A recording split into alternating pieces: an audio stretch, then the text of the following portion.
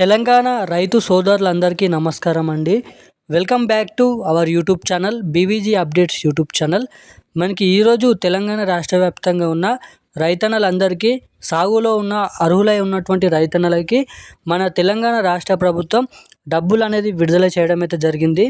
వీరి ఖాతాలలో మనకి ఈరోజు డబ్బులు అనేది పంపిణీ చేయడం అయితే జరుగుతుంది. ఎకరానికి 6,000 రూపాయలు మనకి యాసంగి పంటకు సంబంధించిన డబ్బులు అనేది పంపిణీ చేయడం మనకి గత జనవరి నెల నుంచి జమ చేయడం అయితే జరుగుతుంది.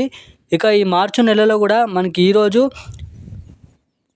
ఎటువంటి జిల్లాలలో ఎటువంటి అర్హులై ఉన్నటువంటి రైతన్నల ఖాతాల్లో మనకి ఎన్ని ఎకరాలు ఉన్న రైతన్నల ఖాతాల్లో రైతు భరోసా నిధులు అనేది ఈరోజు జమ చేయబోతున్నారో ఈ వీడియోలో మీకు పూర్తి సుష్టత సమాచారం అయితే అందిస్తాను.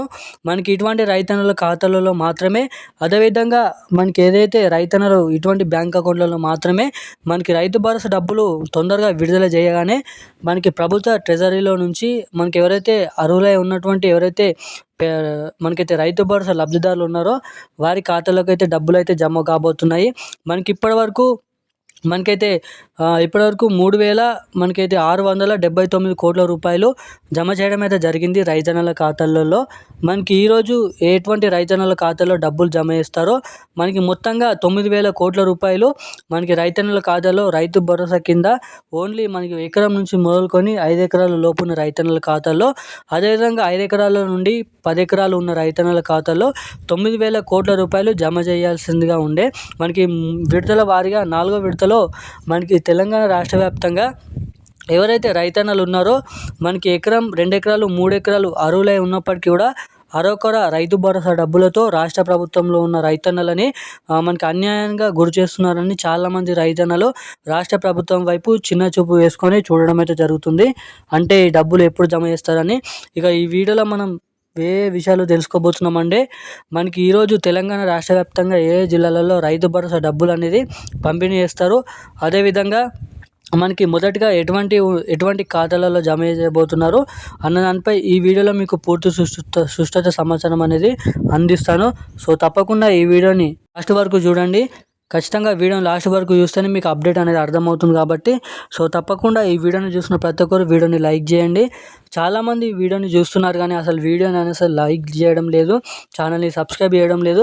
ఇక్కడ సబ్స్క్రైబ్ వారికంటే సబ్స్క్రైబ్ చేయని వాళ్ళే వీడియోలు చాలామంది అయితే చూస్తున్నారు కానీ అసలు వాళ్ళు సబ్స్క్రైబ్ చేయడం లేదు, వీడియో చూసి వెళ్ళిపోతున్నారు.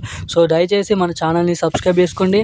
అలాగే పక్కన ఉన్నటువంటి లైక్ బటన్ లైక్ చేసి పక్కన ఉన్నటువంటి బెల్ ఐకాన్ కూడా యాక్టివేట్లో పెట్టుకొని ఉన్నట్లయితే నేను పెడుతున్న రోజు లేటెస్ట్ న్యూస్ అప్డేట్స్ అనేది మీకే తెలుసుకోవడానికి అవకాశాలు అయితే ఉంటాయి. సో తప్పకుండా ఈ వీడియోని కూడా షేర్ చేయండి. సో ఇక ఏమాత్రం లేట్ చేయకుండా అప్డేట్లోకి అయితే వెళ్ళినట్లయితే మనకి తెలంగాణ రాష్ట్ర వ్యాప్తంగా ఉన్న రైతన్నల ఖాతాల్లో మనకి విడతల వారీగా రైతు భరోసా డబ్బులు ఇప్పటివరకు జమ చేయడం అయితే జరిగిందండి.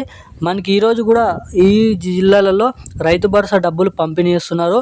మనకి ఏదైతే హైదరాబాదు, మేడ్చల్, మల్కాజ్గిరి, సిద్దిపేట, సంగారెడ్డి, సికింద్రాబాదు, మహబూబ్నగర్, వరంగల్, నల్గొండ, కరీంనగర్, ఖమ్మం, మనకి మేడ్చల్, అదేవిధంగా మనకి ఏవైతే ఇటువంటి జిల్లాల వారీగా ఈరోజు రైతు భరోసా పంపిణీ అనేది ఉంటుందంట.